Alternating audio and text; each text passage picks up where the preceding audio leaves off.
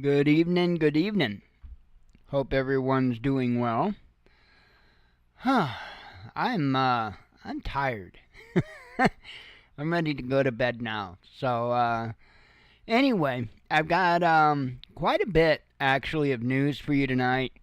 Some crazy stuff. The information, of course, about the dumbasses that think torching Teslas is a good idea. And I've actually got an article of another moron. This was, I believe it was California. And dude went to light a car on fire, and in the process of lighting the car on fire, lit himself on fire. And, thankfully for a Ring camera, we get to see his flaming idiocy running down the sidewalk. So that's indeed interesting. Got all kinds of crazy kind of news. What was it about? Oh yeah, the government of Poland is telling their citizens to start preparing. So it really does seem like the EU really wants to go to war, and it's almost like they got their heart set on it. It's almost like they feel like it's inevitable. And I don't think that they feel like it's inevitable because of Russia. I think they want this fight. So, going to be talking a little bit about that. Of course, things in Ukraine not getting any better, or dealing with Ukraine not getting any better. We've got information on that. And Woolite. If you use Woolite laundry detergent, there's a recall on it because of bacteria contamination. Who would have thunk it? So we're going to get to all of that stuff. And first off, I'm going to show you. I put a bow on the logo that I was working on. Figured I'd show it to you all. And there you be. That is, I believe that's good. So, good enough. So that's going to be the logo for the new venture, Militant Geek Preparedness. And I'm stoked. I really am. I put up a poll in our local group today and asked, several categories. I couldn't even tell you how many I listed. It was quite a few categories, probably 8, maybe 9. And so I'm basically going to go by the ranking of the poll of what people want to know about first, whether it's water filtration and purification. The last I looked, and it was at number 1. The last I looked, communications was actually at number 1. I'm sure it's going to go back and forth a little bit, so I'm going to give it a few days and let people, enough time to see it and participate in the poll. And then I'm just going to write down in order of what people are interested in seeing, and then I will start from there. So, really looking forward to that. I really, truly am. And I know that's covering the same thing that's been beat a billion times. What I want to do is just kind of do a base level on it, for one, because this is directed at my local community, and I'm going to be pointing out resources. Like, we've got a lake out just on the edge of town. I don't know, they may have, I think actually they did expand the city's borders. I could be wrong on that. The lake may have always been part of town. I don't know, but I don't think so. I think it was out of town for a little while, or part of it was, or something. I don't know. But, yeah, and I'm just going to go through one by one, knock out the different subjects, and hopefully give a fresh look on the topic of preparedness. So, can't wait to get started on that, and, man, I'm tired. So let's go ahead and get on to the news. So, I'm sure you've probably heard today. That's the only downfall of doing the news in the evening. It's because you've all heard pretty much everything that I cover already. But I'm sure you've heard about this. Tesla attacks are domestic terrorism, says the White House. I think this is incredible. I really, truly do. I think it's absolutely incredible. This is what we need. I mean, and by definition, that is what is going on. It's domestic terrorism. I applaud the DOJ for approaching it this way.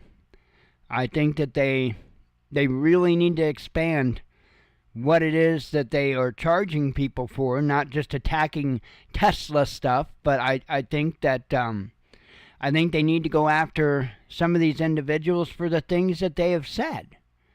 Right? And I'm a firm believer in freedom of speech, but as you know, there are some things that are not covered under that. And when you make a direct threat to people, those are things that are not covered under freedom of speech. Are we going to see a change in their attitude and approach on those things? We may.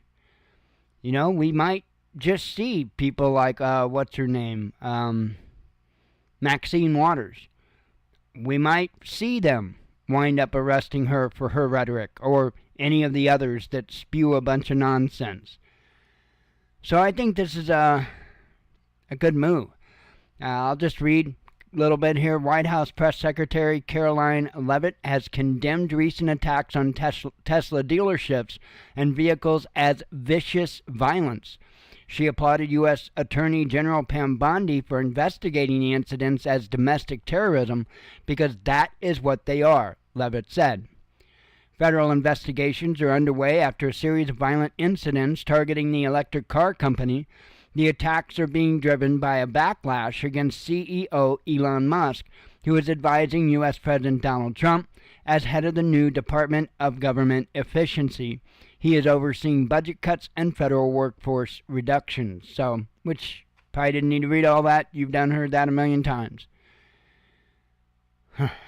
I hope that this continues, and I hope that they, I hope they expand it a little bit to cover what some of these, not only individuals, but especially, and I put an asterisk on especially, the politicians that are speaking the violent rhetoric. I really think that there needs to be something done about that. I think that there needs to be an example made. Maxine Waters would make an incredible example of that. So would Nancy Pelosi, I guess. But yeah, I would like to see that. So we got another incident coming out of California involving the torching of vehicles, except this guy got instant karma. And there's the article. I got it from Eyewitness News 7. The website is abc7chicago.com. Yeah, you know, they had the story. Arson suspect caught on camera accidentally setting self on fire in California. Frickin' hilarious. And I'll read what happened and I'll show you the video. Police were searching for a suspect captured on video accidentally setting himself on fire while allegedly igniting the car in Corona, California on March 4, authorities said. Ring camera footage showed with Storyful by the homeowner, who wished to remain anonymous, shows the suspect starting the fire in their front yard early Tuesday morning. Moments later, the flames engulfed their vehicle and set the suspect on fire as well. And you get to see him running down the sidewalk, flames going everywhere. According to the fire department, the suspect intentionally set the car ablaze, in process ignited himself before fleeing the scene. The fire destroyed the vehicle and caused moderate damage to the residence, officials said. The homeowner told Storyful they had since relocated due to safety concerns. I guess so. As of Friday afternoon, there was no update on whether the suspect has been apprehended. I mean, that dude's got to be burned up fairly well. I mean, definitely medium, if not medium well, you know. Definitely not rare at this point. But we're going to play the video. You make your judge on whether he's, you know, medium rare, medium well. We can maybe take a poll on that. Anyway, here is said video.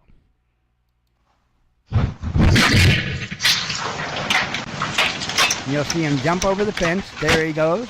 Ah! And then he's running down the sidewalk. Ah! One more time, just for prosperity, right?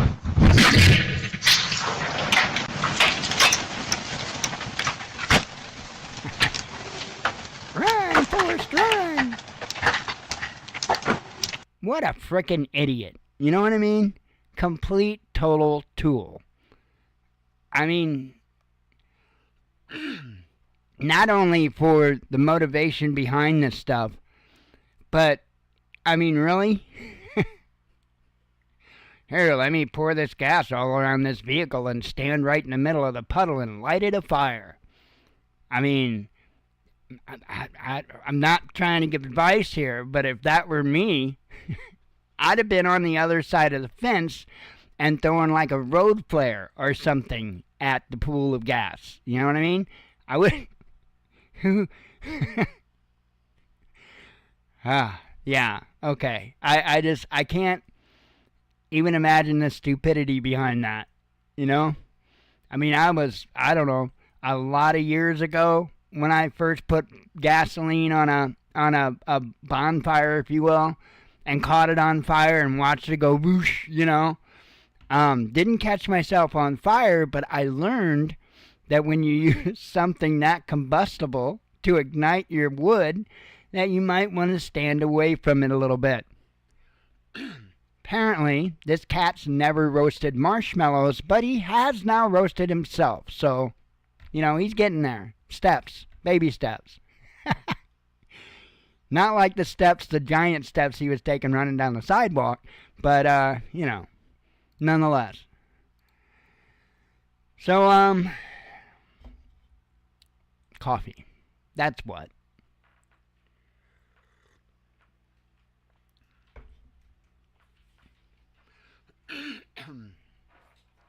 Okay.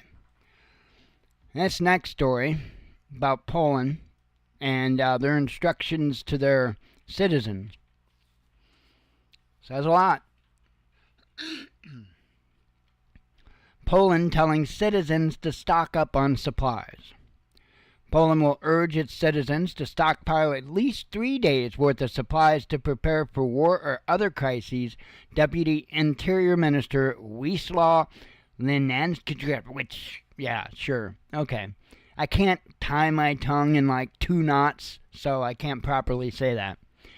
It comes after a proposal by European Commission President Ursula von der Leyen to push through an €800 billion, or $875 billion, military buildup intended to counter an alleged threat from Russia, something Moscow has dismissed as unfounded. Because it is. Each citizen needs to be able to survive at least 3 days with no help from the state in the event of war or another extreme situation, that person with the weird last name said. Now, here's the thing. Well, let me finish the paragraph. He urged Poles to stockpile supplies such as water, medicine, food, and power banks. People should also get transistor radios for emergency communication when other methods are unavailable. So, 3 days, huh? Really? 3 days. Like, that's gonna do a hell of a lot.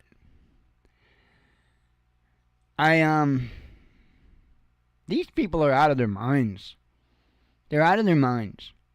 You know, I've been thinking, you know, Department of Education was, at least on paper, axed today. And it's like, I was thinking about it, and it's like, do these bigwigs, you know, that live in the high castle, do they, I guess they really think that life is just this imaginary world, largely followed by the left, to where everybody wants DEI, and And you and I both know that that is not even remotely the case. Well, I ask myself the same question when it comes to the Polish government. Because, well, I mean, they are Polish. I'm kidding. I'm kidding. Don't send the hate mail. 3 days of food. The people that are recommending 3 days of food are completely out of touch with reality, to be quite honest. 3 days? And you're talking about war? Okay. So, but nonetheless, they're giving out the warning. And so, us here should probably take heed. Not because we're moving to Poland, but we just need to watch the situation over there pretty closely, because they seem hell-bent. They keep blaming Russia, pointing at Russia, and that's par for the way the leftists are acting. It just is, right? They want to do something, they want to provoke something, and then whenever the person responds to their provocation, well, somehow now they're the victim. And I've seen this victim mentality start decades ago. It started a couple of decades ago. And it just increasingly got worse. And now it's just completely out of your mind. Let me give you an example that I can use here from locally here. So this dumbass, he was a member of our local group. And he commented on a post, "This page is a joke," or "this group, whatever. This group is a joke." Blah, blah, blah. And he lists all these things, which every one of them were false. Every last one of them. And I proved him wrong on all of them. And then he's like, well, there's still scams. Well, there aren't scams there very long, because as soon as I notice something that's not right, it's gone. The member's banned, and the post is gone. And it's something that anybody who runs a Facebook group has to deal with. It just is what it is. Unless you've got settings set to where people can't just post, you got to approve. And I'm not the nanny group Tinder. That's not. In fact, it's quite the opposite. And so he kept up and kept up. Well, today we got a scam post, and I wasn't 100% on the scam, and the reason why, everything said scam to me. However, there were two people that loved the post. One of them was the person that posted, and the other one was somebody from here locally that actually has, mutual friend and whatnot. So I thought, maybe this person knows them. So instead of immediately just banning the person and removing the post, I commented that my spidey senses were tingling.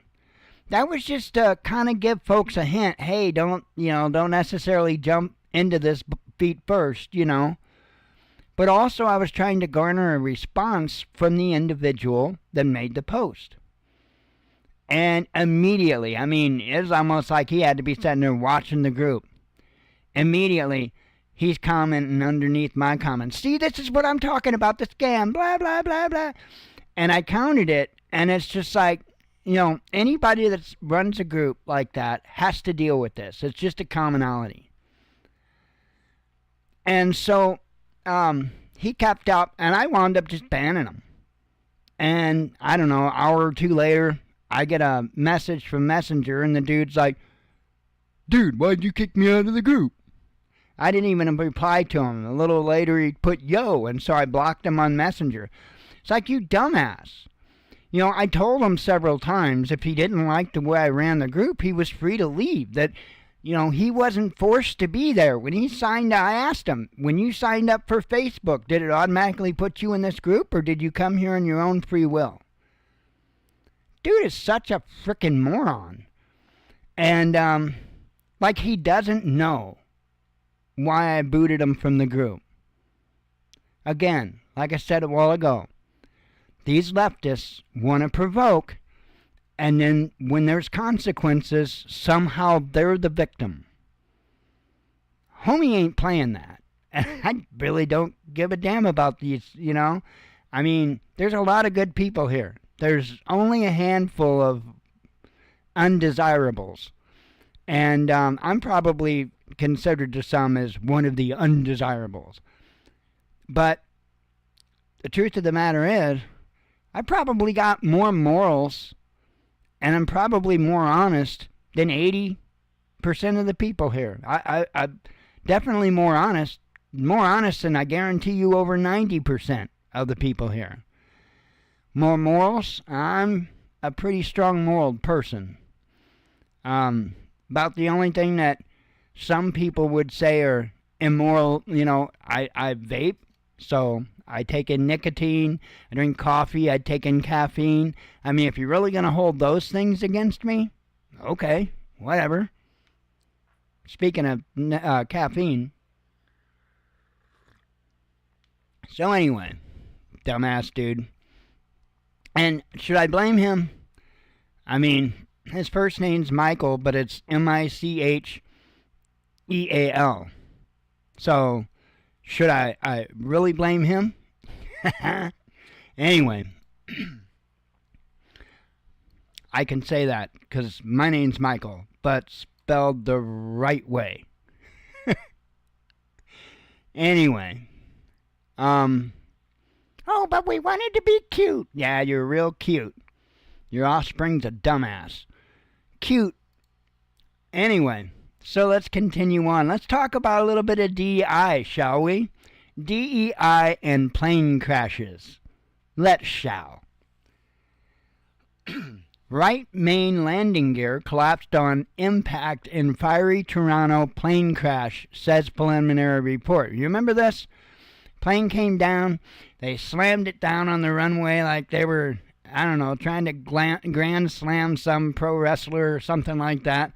The right gear collapsed. The plane flipped over, and by literally by the grace of God, everyone on board survived.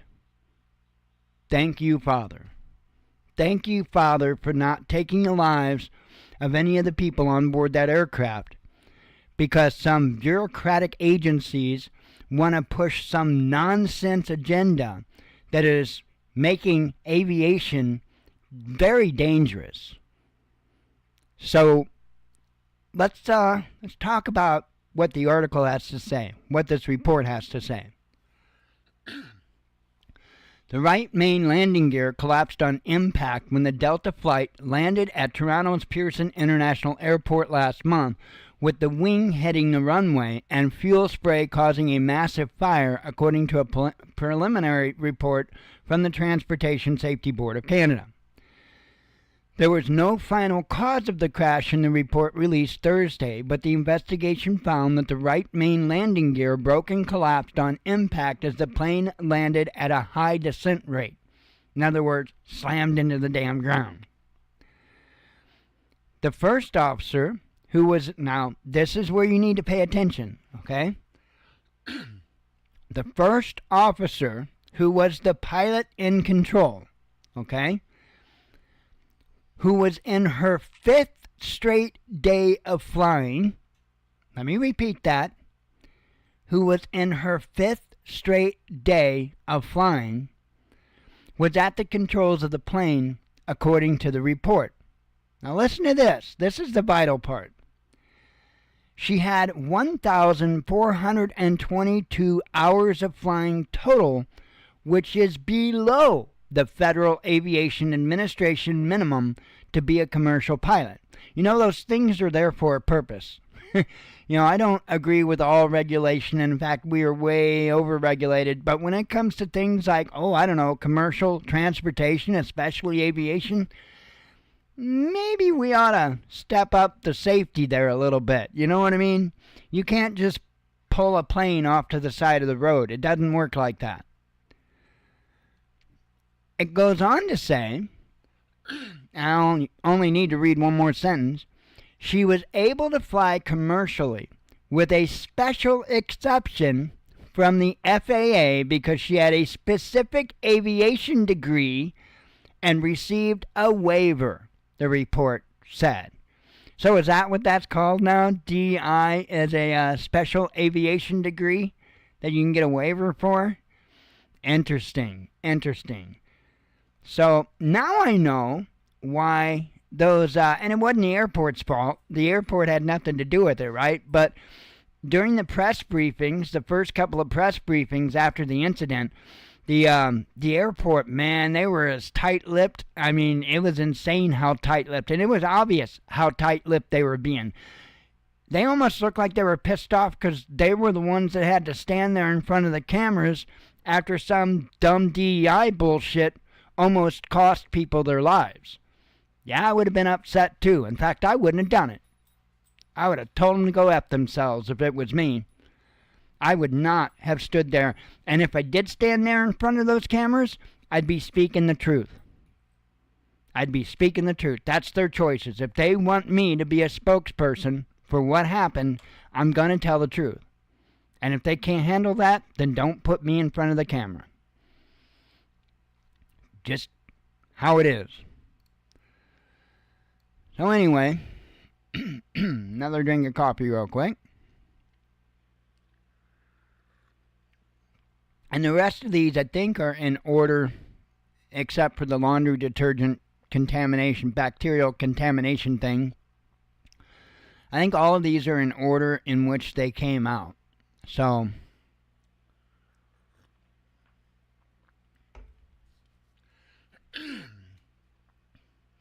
get a little nicotine real quick.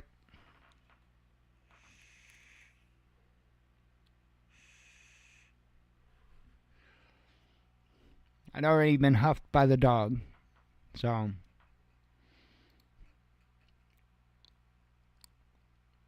let's see. Okay, so you know this deal where Trump is trying to work on a ceasefire between Russia and Ukraine,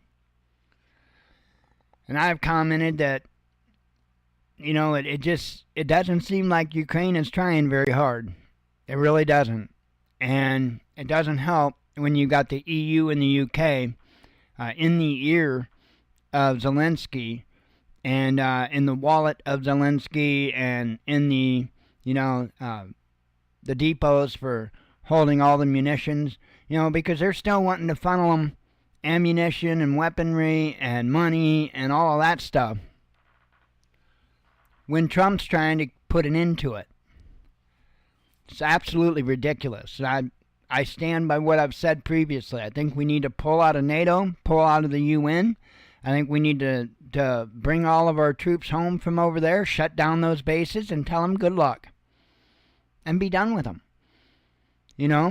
I don't think Russia had any intent of doing anything beyond what they've done at this point, right?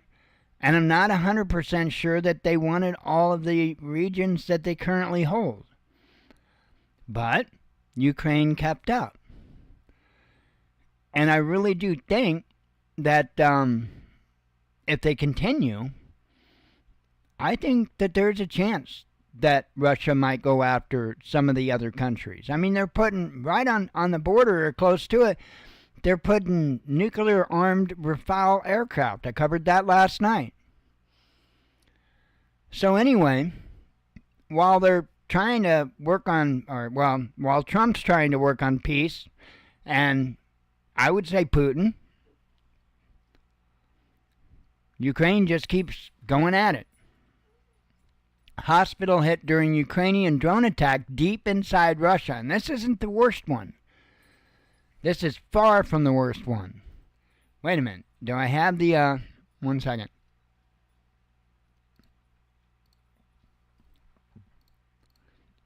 Oh, I don't even have the worst one up here. Hang on. What? Young lady, make that 2 house. So,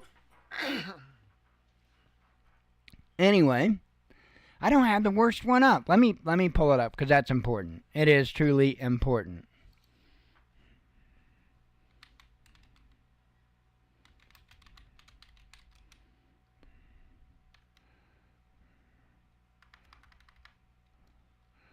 Let me see if it'll let me pull this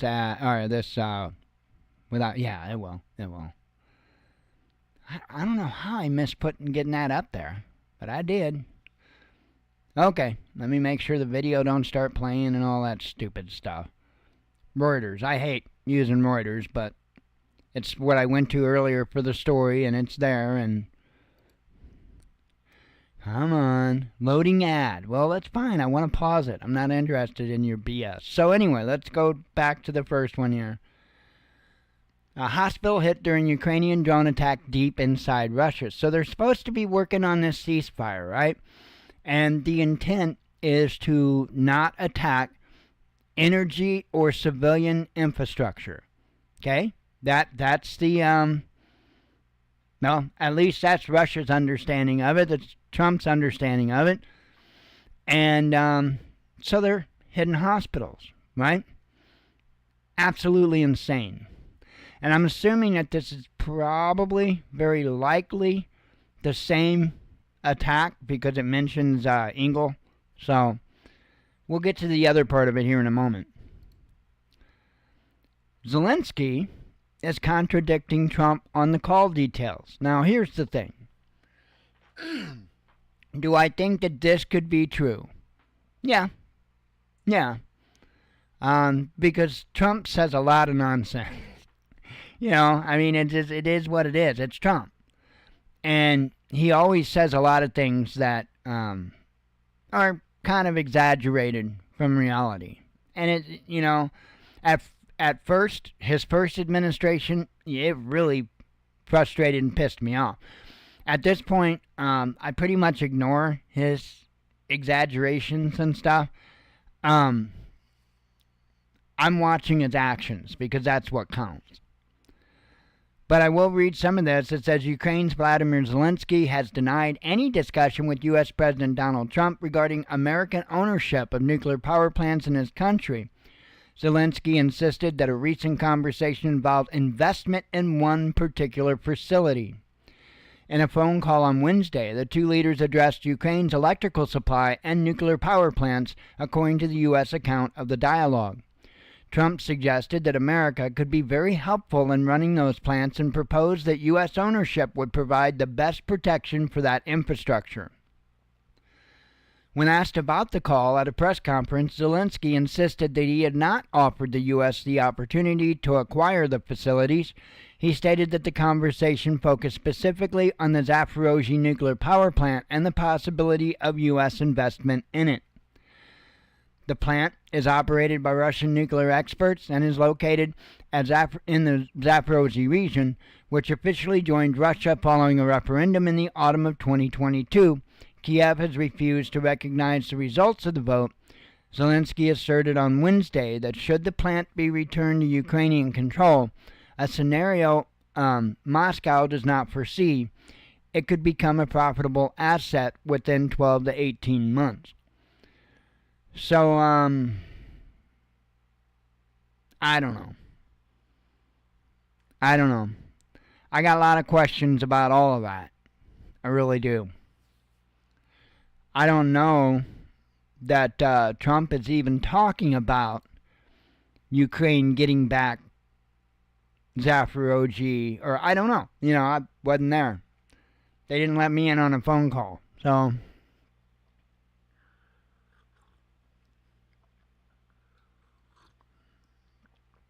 who knows?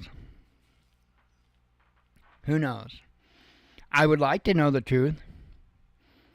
Because if Trump is talking that way, that's not good.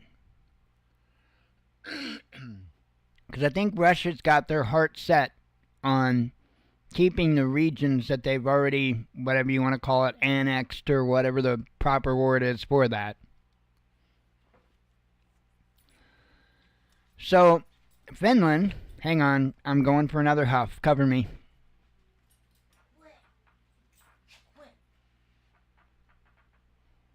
1, 2, 3. See, she's proven me wrong. No, there it went. It's after, yeah. So that was number 3. Just a little delay.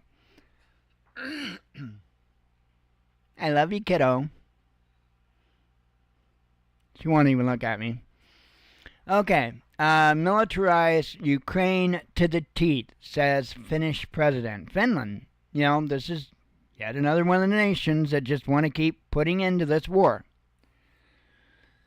Finnish President Alexander Stubb has called on Kiev's Western backers to pump Ukraine with military resources and financial aid, claiming that this will deter Russia. I don't think they're deterred.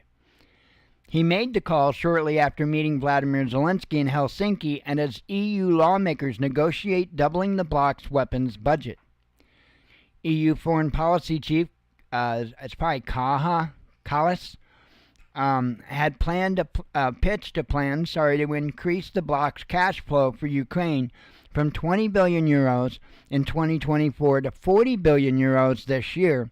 However, she admitted to La Stampa that she was opposed by Italy, France, Spain, and Portugal. The Italian newspapers reported that €5 billion cap has been placed on the donation. Sub told Politico on Wednesday that deterrence, which is based on militarizing Ukraine to its teeth, would be the best way to end the Ukraine conflict. No. The best way to get your ass glowing at night, you know what I mean? They don't get it. They don't get it. They just don't get it. What is it? I mean, I don't know. I don't know. It seems like a lot of very low IQ people. I think. I don't know. It doesn't make sense. Meanwhile, let me get a drink.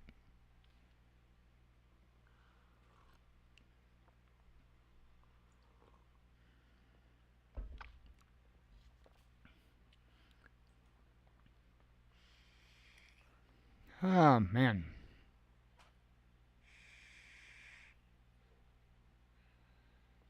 I'm getting there. I got 4 more articles left. I am so ready. I'm just whooped. I don't know why. Couldn't open the windows today, dang it. It was way too cold for that. It's like 40 degrees I'm showing on my computer now. 40 degrees out there now. Damn it. Today I think was the coldest day though. After this it's supposed to be warming up fairly nice. Need to mow the grass is what I need to do.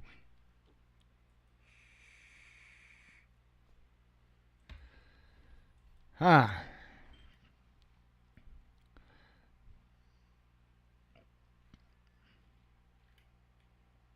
was going to say, I thought I heard the girls next door leaving. If they go blowing by, they're going to a fire call. I don't know. They're going to a call. It's not, doesn't look like it's too crazy. It's rare that you see them kind of take off like crazy, but once in a while, they're both volunteer firewomen, if you will. And sometimes, once in a great while, when they leave out, you know that it's something serious. And I commend them for it. We've got a great first responder group in this town. I mean, they do a great job. Russia reiterates key Ukraine ceasefire demand to the United States. Now remember, before I start reading this, although I might say it again, that the United States has once again started providing intel and assistance to Ukraine. I don't know if I read that headline yesterday or if that was came out my days off, or but the United States has once again started giving them intel and aid. I don't know why. It says here, Moscow hopes that Washington will pay attention to Russian President Vladimir Putin's requirements for establishing a ceasefire in the Ukraine conflict, which include a halt to military aid and intelligence sharing with Kiev, Foreign Ministry spokeswoman Maria Zakharova has said. Earlier this week, Putin and his U.S. counterpart Donald Trump Trump held a lengthy phone call to discuss the Ukraine conflict, during which the Russian president listed a number of conditions for a diplomatic resolution of the crisis. Both leaders agreed to continue negotiations to further refine the details of a future ceasefire. Speaking to reporters on Thursday, Zakharova reiterated that the demand to stop military support for Ukraine a fundamental point for a political and diplomatic settlement, and said that Moscow hopes that the U.S. has heard Russia's position on the matter. So I don't understand.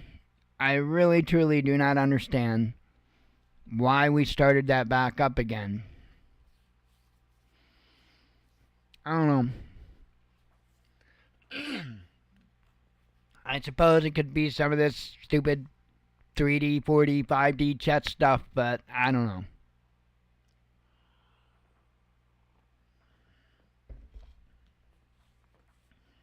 I think we should just cut it all off anyway and just said we're done. Just simply for his attitude. I'm talking about Zelensky's.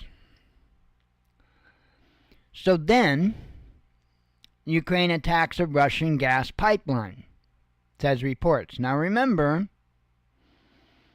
I had said that the ceasefire that's being talked about is a ceasefire that would stop them essentially from attacking energy infrastructure, energy and civilian infrastructure, like hospitals. So here you've got both, a hospital and a gas pipeline after Trump and Putin had talked about this. I know it's not a done deal, but I find it very interesting. And I'm waiting to see if Trump pulls support from Ukraine now. And if he doesn't, I'm going to be questioning everything involving this way more. Because it doesn't make sense that they would allow for this. So, and then, military targets, that wasn't part of the discussion as far as I know. So, from my understanding, even according to the 30-day ceasefire that they had talked about, I guess military targets are still game on. So, I can't really say that they did anything inside of those ceasefire agreement. And again, it's not done, it's not agreed to, it's not signed or anything like that. But you would think that the parties involved, if they were interested in peace, if they were interested in a ceasefire of any kind, they would kind of stop bombing the hell out of the other one. But it's not the case. Ukraine strikes Russian strategic bomber airfield, triggering a huge blast. And so I'm not going to read all the article, but they hit, apparently they hit a weapons depot and, from my understanding, tore up the airfield pretty bad. So, that's from my understanding. I don't really know. Hey, speaking of something, I want to check something here. Pop out dashboard, channel level settings. Hang on, channel level settings. Okay, I don't want that. I think they gave us new stuff, but I'm not positive. So I popped out a dashboard real quick. I'm seeing what that's about. Ooh, I like that. I actually like that. So they gave us this little dashboard thingy, but there was something else. Well, it was that. It was that. And it says it's an overlay for brakes. And I haven't quite figured out how the hell you're supposed to take a break. Not that I'm trying to or anything, but it's a new tool that they had given us on the YouTubes. And I just haven't messed with it. So anyway, continuing on. I don't know if we're going to see peace. I don't. There are so many people over there that don't want it. They don't want peace. I'm not 100% sure how hard the U.S. is trying to get peace if they continued intel and aid. I don't know. All we can do is sit back. We're just riding in this big car called the United States of America, and ain't none of us driving it. So all we can do is put on our seatbelts and do everything we can, put ourselves in crash position, just in case. That's pretty much all we can do. Alright, one more article, and it looks like I'm going to be out of here in under an hour tonight. That works for me.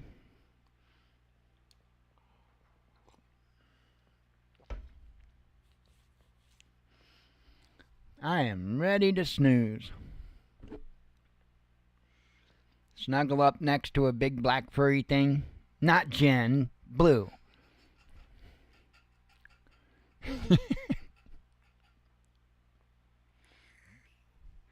Anyway, before I get myself in trouble, I didn't get huffed for that either. She must be asleep.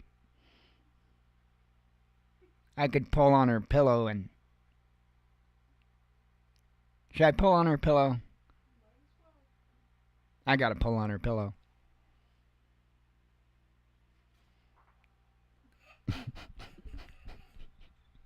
I got the stare down. And cue the huff. I love that dog. She's the most awesome dog ever. Anyway, she is. She's so incredible. Woolite laundry detergent called for a recalled. I wonder how that happened. Recalled for potential bacteria contamination. Now, the last damn thing when I think about laundry detergent is bacterial contamination. You know what I mean? It's just not. I make your own laundry detergent, but, I never really thought about bacterial contamination, but I guess it's a thing, right? You would think that a soap, especially kind of a caustic soap, I mean... laundry detergent isn't the softest type of detergent in the world. It's fairly harsh. It's definitely not like dish detergent. It's definitely more harsh than that. I wouldn't even think that bacteria would be able to even survive in it, but I guess it can. Says here, a recall alert has been issued for more than 16,000 bottles of Woolite's Delicates detergent. Officials say the soap in question might contain a form of bacteria that is often present in water and soil. The bacteria can infect a person by entering through the eyes or cut in the skin. People with weakened immune systems or external medical devices who are exposed to the bacteria face a risk of serious infection that may require medical treatment. There have been no related injuries reported, according to the Consumer Product Safety Commission. The detergent was sold on Amazon in January and involves 50 fluid-ounce bottles with lot codes S24364, S24365, and S24366. To receive a refund, consumers should write their name and recalled in permanent marker on the back of the product, then take a photo with the UPC and lot code visible and email the photo to consumercare_USA@reckitt.com. So, if you happen to be one of the 3 people that know, like 16,000 bottles, that's a lot of damn bottles. So yeah, who'd have thunk it though, that bacteria can survive in laundry detergent? That's crazy. I would have never thought that. I really would have never thought that. Interesting stuff. Because, I mean, again, that's a little bit mean detergent. I mean, well, the stuff I make's kind of mean. But it's been a long time. We haven't bought laundry detergent in over 11 years. I'm not kidding you. You know how many bottles of laundry detergent we bought since we've been together? One. One bottle. And you know what? The bottle that I put laundry detergent in out of the 5-gallon bucket of the stuff I make is the same damn bottle we bought over 11 years ago of detergent. So, I'm cheap and easy at the same damn time. You know what I mean? Just why not?